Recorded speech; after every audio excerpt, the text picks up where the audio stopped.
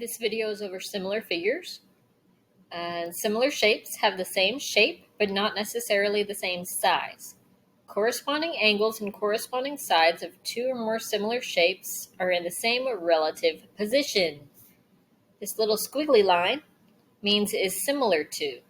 In the figure shown, sides and angles that are the same color correspond to each other. So triangle ABC is similar to triangle DEF. Notice that A and D are the same angle, and it shows you here that A and D should be the same because they're both the first letter. So also B is the same as E, and C is the same as F.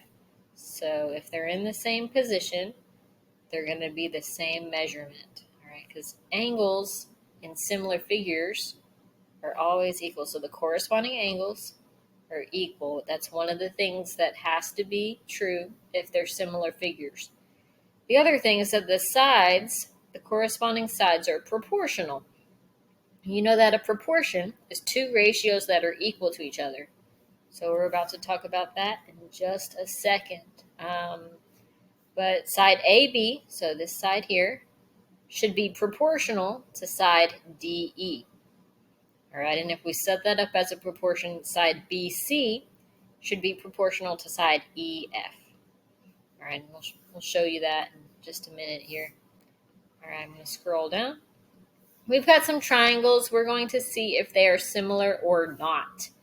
So let's start. Remember, the two things is that the angles have to be congruent, which means they have to be the same or equal, and the sides have to be proportional. So let's look at these angles here. I see that the triangles are in the same position, so that makes it easy. This angle B is 27 degrees, which means angle E should be 27 degrees, and it's not. So already, I know that these are not similar because the corresponding angles are not congruent. Angle C is 99, which means angle F should be 99, but it's not, it's 102. So I know that these two triangles are not similar. All right, let's try the next ones. It's kind of confusing because they're flipped kind of upside down. So what I like to do is redraw them in the same position because that makes it easier for me. Look at those. They're so similar. All right. So I'm going to go ahead and rewrite them. This is A, B, C, and D, E, F. All right, so angle D here was 33. Angle A was also 33. Angle B was 129. Angle E also 129. C is 18 and F is 18. So I know by the angles that so far the angles are congruent and that looks good. Now, after you check the angles, you need to see if the sides are proportional. So I need to write down the side lengths. All right, AB was 4, BC is 7, and AC is 10. Okay, over here, DE is 16, EF is 28, and DF is 40. All right, so this one is easy because if I look at AB, I know that side AB, side right here, corresponds to side DE because they're the same side on the shapes, right? So how do I go from 4 to 16? I do that by multiplying by 4. So if I take any side from triangle ABC and multiply it by 4, I should get the side in DEF. So again, from here, side AB is 4, side DE is 16, and their corresponding sides. So 4 times 4 gives us 16. So now I want to look at side BC, which is this top side. It's 7. The side that it corresponds to down here is EF, which is 28. So if it follows the same pattern, right, if it's proportional, then I should be able to multiply it by 4, just like I did the other one, and get the answer. So 7 times 4 does give me 28. So far, so good. All right, now I'm going to check side AC, which is this bottom side. It's 10. It corresponds with DF down here, which is 40. And following the same pattern, 10 times 4 gives me 40. So they're all proportional. I'm going to write it out as fraction so you can see it. All right, that was 4 over 16, which if you simplify that down, gives you 1/4. All right, and then it was 7 over 28, which if you simplify that down, gives you 1/4. And then we had 10 over 40, which if you simplify down, gives you 1/4. And these are all proportional because they're equal to each other.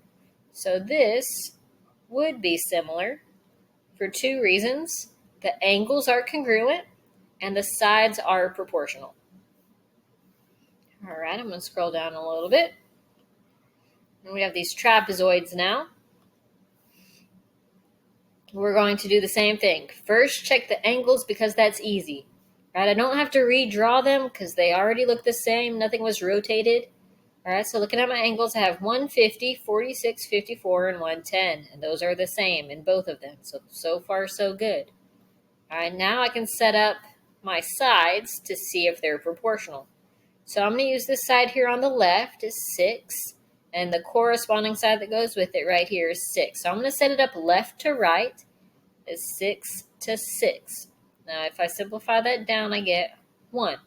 So that means that if I multiply whatever's on the left by 1, I should get what's on the right. All right, let's use the top sides now. I've got 8 and 48. So I'm going to set it up the same way from left to right, 8 over 48. All right, if I simplify that down, I get 1 over 6.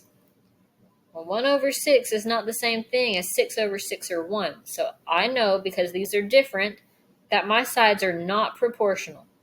Right, which means that these trapezoids are not similar. All right, last one. We have triangles down here. It says triangle ABC is similar to triangle JGH. Find the unknown measures. All right, here, they're not facing the same way. They're rotated. So I'm going to go ahead and draw them the same. I like the way they look like this. I'm going to go ahead and try that. Sorry about my drawings. All right, so I know that this is B. If I flipped it that way, this would be C, and this would be A. And this one stays the same, H, J. All right, so looking at my angles, I know these are both 90 because of the little squares in the corner. I know that H is Y. It's going to make us figure that out. C is 59. A is 31. And J we don't have. All right, so it wants us to find the unknown measures. It wants us to find this Y. All right, well, I see that Y is in the same place as 59. So I know that Y is going to be 59 degrees.